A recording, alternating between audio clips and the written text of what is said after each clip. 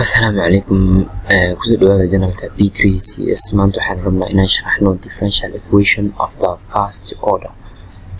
first order. It means محاوية equation or first derivative ومعناها derivative كي كود جوجو فرت محلها differential equation كسته أو له differential coefficient أي لو كان differential equation معناها equation كسته أو له dy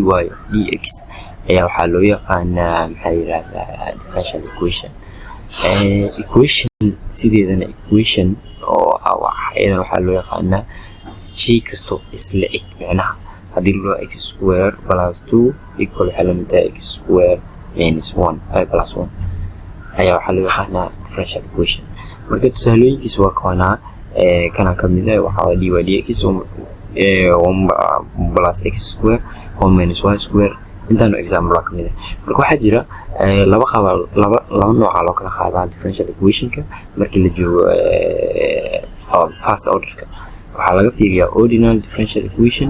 iyo partial differential equation. Ordinal-ku muxuu yahay waa equation kasta oo leh single independent variable macnaha hal variable isku tirsan macnaha waxa lagu dhahay dy of dx equal waxa la mid tahay 1 plus x square 1 minus y square macnaha shay kasta oo ka kooban waxa la